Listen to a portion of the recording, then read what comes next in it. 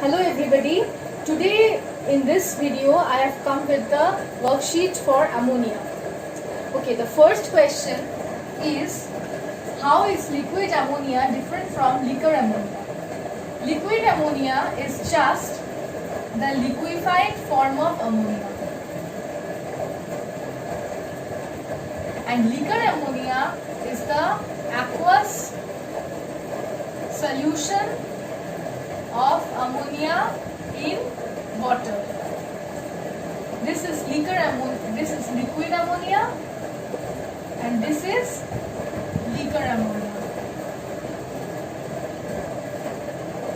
Question 2. Copper sulfate when treated with ammonium hydroxide gives a pale blue precipitate, but on further adding ammonium hydroxide forms an inky blue solution. Explain this observation with suitable reactions. Okay. When copper sulfate solution reacts with ammonium hydroxide, it results in the formation of copper hydroxide and ammonium sulfate. Copper hydroxide will give a pale blue precipitate. But on further adding excess ammonium hydroxide to this reaction, a complex compound which is tetraamine copper sulfate is formed. This compound is a complex compound and this compound is soluble in ammonium hydroxide. So this will give a deep blue or inky blue solution.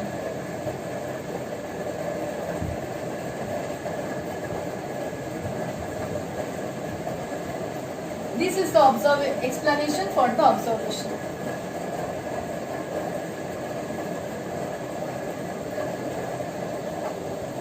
Okay, the next question is, a black color compound A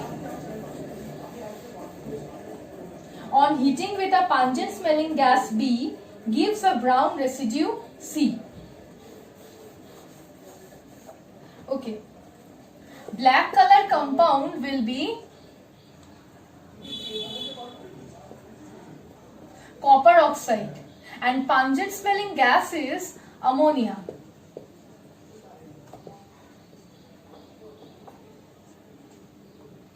This will result in ammonia will reduce copper oxide to metallic copper, which will form a brown residue. Along with that, we will get water and nitrogen. So, compound A is copper oxide, gas B is ammonia, and brown residue will be copper. Next is the gas B on treating with excess greenish yellow gas D results in the formation of HCl. Gas B is ammonia. It reacts with greenish yellow gas D. Greenish yellow gas means it's chlorine. Excess of chlorine to give HCl and NCl3. So, greenish yellow gas D will be chlorine. The next question is, name a reagent which is only used to treat the presence of ammonia. The reagent will be Nessler's reagent.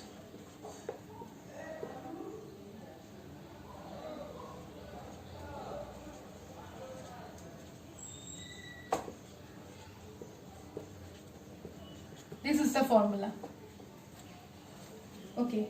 Next question is, differentiate between the reactions of ammonium hydroxide with ferrous sulfate and ferric chloride with balanced reactions.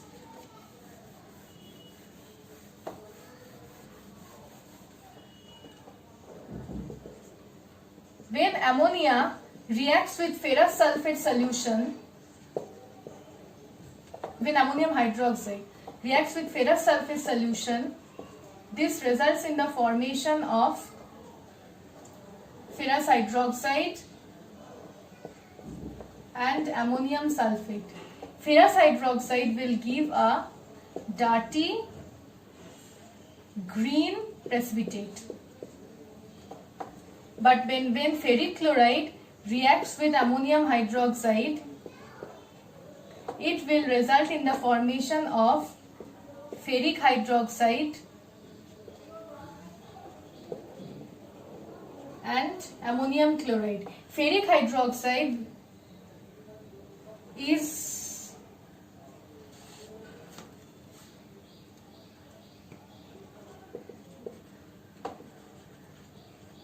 reddish brown precipitate. So in both the cases, the observation will be when ammonium hydroxide react with ferrous sulfate, a dirty green precipitate is obtained, whereas when ferric chloride reacts with ammonium hydroxide, a reddish brown precipitate will be obtained. Okay, next question is, with reference to Haber's process, answer the following. State the balanced chemical reaction involved in preparing ammonia. The balanced chemical reaction will be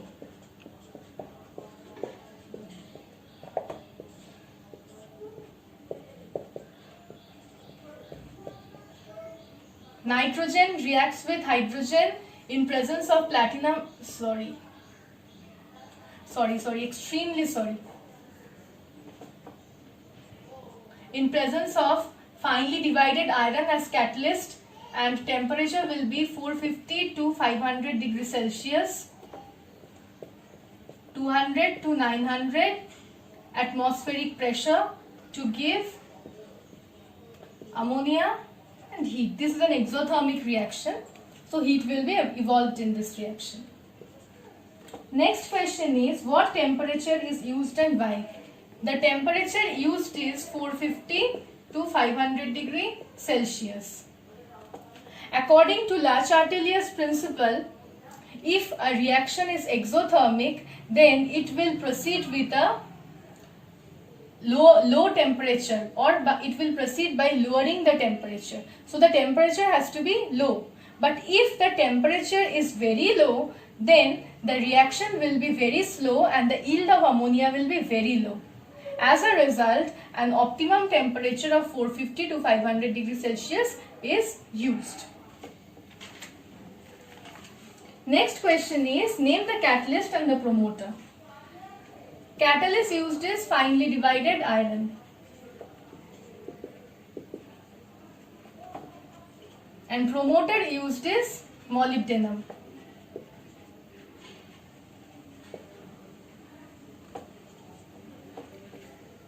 Next question is, state an alternative catalyst. An alternative catalyst can be ferric oxide, but along with that, promoters has to be changed. Promoter should be 1% potassium oxide and 3% aluminium oxide.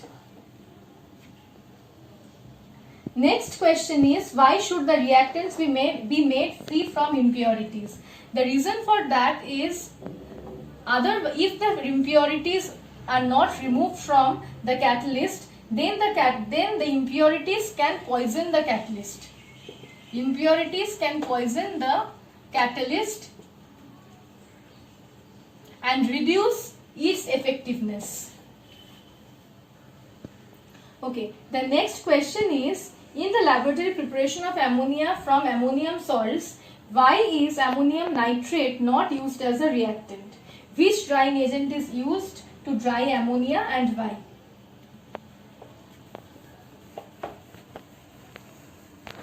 Ammonium nitrate is not used because it is explosive in nature.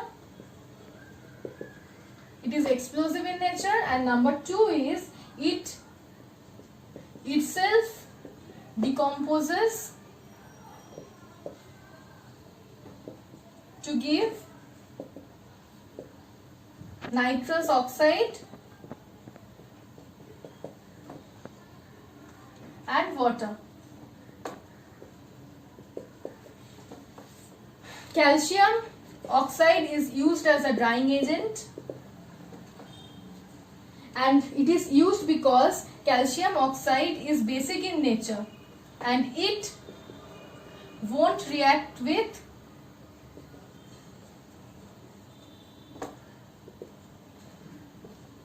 basic ammonia gas.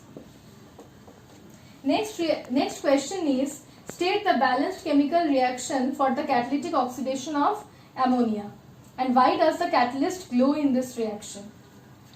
The reaction will be